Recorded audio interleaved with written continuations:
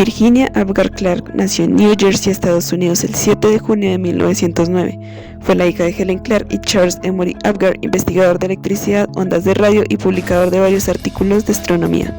Era la menor de 3 hermanos, pero su hermano mayor murió a los 3 años de tuberculosis y el otro hermano padecía de esquema crónico. Se cree que en su hogar, que hubiera frecuentes visitas médicas a sus hermanos enfermos, sumó la influencia para que estudiara la carrera de medicina. Se graduó en NT Loyola College en Massachusetts en 1929 con 20 años en zoología y en artes, ya que desde niña tocaba el cello y el violín. En 1929 entró al Colegio de Cirujanos de la Universidad de Columbia de Nueva York para estudiar medicina. Sin embargo, este año la bolsa de valores bajó y empezaron la recesión económica en los Estados Unidos, lo que la obligó a pedir un préstamo a sus familiares para sufragar sus gastos escolares. Se graduó de médico en 1933 y obtuvo el 4º lugar de su generación. Apgar estaba decidida a ser cirujana y trabajó en un internado quirúrgico en Columbia. Sin embargo, el doctor Alan Whipple, jefe de cirugía, la persuadió para no continuar en esta especialidad por 2 razones. La primera, la cirugía era una especialidad competida en la ciudad de Nueva York y la depresión económica la hizo más difícil, incluso para los cirujanos establecidos. La segunda razón fue porque Whipple tenía la necesidad de mejorar la anestesia en esta época. Había pocos especialistas en este campo, ya que la mayoría de las anestesistas eran administradas por enfermeras. Apgar no era rica y no era casada, y esto la dejaba en una gran desventaja. Empezó a trabajar con la enfermera de anestesia en jefe en este hospital de Columbia el 1 de enero de 1937. Viajó a Madison, Wisconsin y estuvo como visitante en el departamento de anestesia, el primero y más importante departamento de anestesia del país. Sin embargo, se le excluía de las actividades de médicos hombres, lo cual le molestaba. Apgar regresó a Columbia como directora de la división de anestesia en 1938. Su plan era igual al del departamento del Dr. Waters: educar a los estudiantes de medicina para atraer excelentes médicos. Para el reclutamiento era difícil porque la administración de anestesia se consideraba como un trabajo para enfermeras. Apgar era el único miembro del personal y la carga del trabajo aumentó considerablemente después de 1940 debido a que muchos médicos se incorporaron al ejército. A pesar de ello, después de la Segunda Guerra Mundial se alivió el problema de la falta de personal y la anestesia empezó a ser considerada como una especialidad. La doctora Apgar abordó una nueva fase durante su estadía en la Universidad de Columbia, en el Salon Hospital for Women, en la anestesia obstétrica. En esta época la mortalidad materna en los Estados Unidos era muy alta, ya que la anestesia obstétrica era un aspecto muy descuidado, así que ella dedicó 10 años a la evaluación de recién nacido y desarrolló el programa de enseñanza para los residentes que debían pasar 2 meses en anestesia obstétrica. Los signos son los siguientes. Primero, frecuencia cardíaca. Es el más importante para diagnóstico y pronóstico. Entre 100 y 140 se considera como buena y se le dará una puntuación de 2. Si es menor de 100 se le dará una puntuación de 1 y si no se puede medir, su valor será de 0. En aquella época, los anestesiólogos de Columbia acostumbraban desayunar reunidos en la cafetería del hospital. Un día, un estudiante de medicina mencionó la necesidad para evaluar al recién nacido. Apgar dijo: eso es fácil, tú iniciaste el camino. Tomó un pedazo de papel y escribió 5 actos de la puntuación Apgar. Desde entonces empezó a usarse en las salas de obstetricia. Esta puntuación se presentó en el Congreso Internacional de Anesthesia Research Society y fue publicada en 1953. Inicialmente hubo resistencia para aceptarla, pero finalmente se aceptó y ahora se usa en todo el mundo. El segundo es esfuerzo respiratorio. Si no se puede medir 60 segundos después del nacimiento, se califica con 0. Si un niño respira y llora vigorosamente, se le califica con 2. Y si existe una respiración irregular o superficial, se equivale a 1. La tercera es respuesta de los reflejos. Se anota si existe una respuesta a alguna forma de estimulación para obtener gestos, estornudos o tos. El cuarto se trata del tono muscular. Un niño completamente flácido obtiene una puntuación de 0, con un buen tono o flexión espontánea de brazos y piernas se obtiene una puntuación de 2. Y por último está el color. Este es por mucho el signo menos confiable, ya que todas las personas tienen cianosis al nacer. La desaparición de cianosis depende de los signos anteriores: el esfuerzo respiratorio y la frecuencia cardíaca. Muy pocos niños logran la puntuación de 2 para este signo y muchos reciben 0 a pesar de su excelente puntuación en otros signos. Por otra parte, hay muchos niños que por razones desconocidas persisten con manos y pies cianóticos por varios minutos a pesar de una excelente ventilación y recibir oxígeno. Cientos de niños necesitan 3 a 5 minutos para obtener una puntuación de 2 en este signo.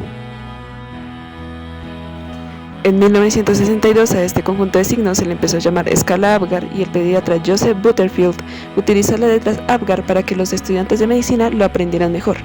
A por appearance o color, P por pulse o pulso, G por grimace o reflejos, A por activity o tono muscular y R por respiratory effort o esfuerzo respiratorio. Apgar fue la primera en cateterizar una arteria umbilical y la aurícula derecha a través de la vena umbilical del recién nacido. El Dr. James, asistente de Apgar en 1955, recuerda: decidimos ver qué pasaba con la presión venosa en 24 horas de vida. Cateterizamos a algunos niños después del primer día. El cordón umbilical ya estaba algo seco en ese momento y Virginia estaba por canalizar la vena umbilical.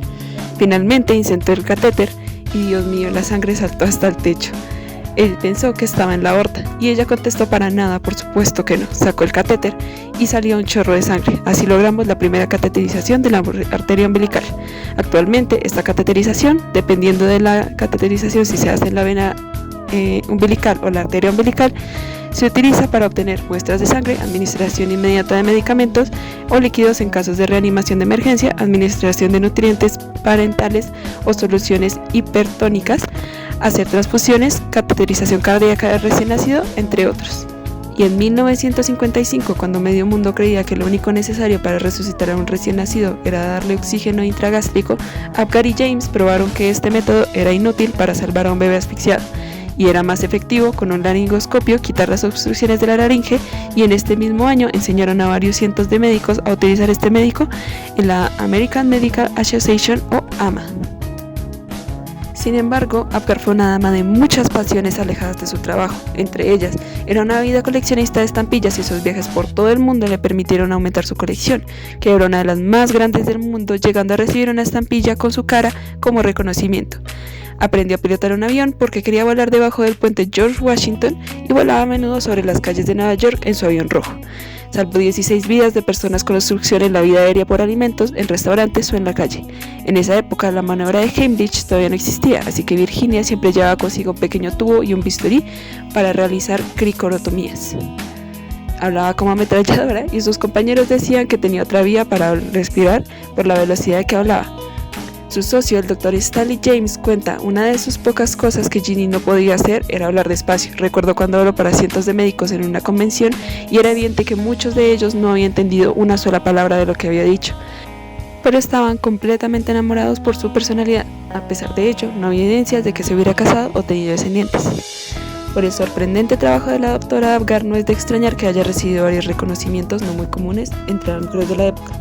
Entre ellos, fue la primera directora de la División de Anestesiología del Hospital de Columbia. Fue nombrada profesora de 4 universidades, incluyendo ser la primera mujer profesora en el College of Physician Surgeons en la Universidad de Columbia. Primera mujer en el comité ejecutivo de la ASA o Society of Anesthesiologists.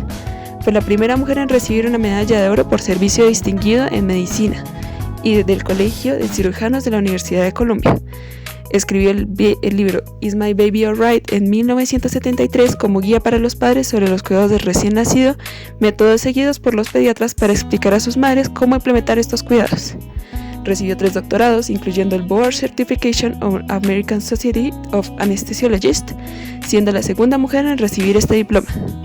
Su vida estuvo llena de éxitos y recibió a lo largo de su carrera 18 premios y reconocimientos y cargos importantes hasta su muerte en 1974. El Congreso Anual de la Sección Perinatal de la American Academy of Pediatrics lleva su nombre. El premio Apgar se confiere actualmente a la persona que haya hecho la mayor contribución para el cuidado de los recién nacidos y sus madres. Virginia Apgar frecuentemente declaraba que la mujer estaba liberada desde el primer momento que nacía. Sentía una gran estima por sus mujeres residentes, pero nunca perteneció a organizaciones médicas femeninas porque sentía no necesitarlas.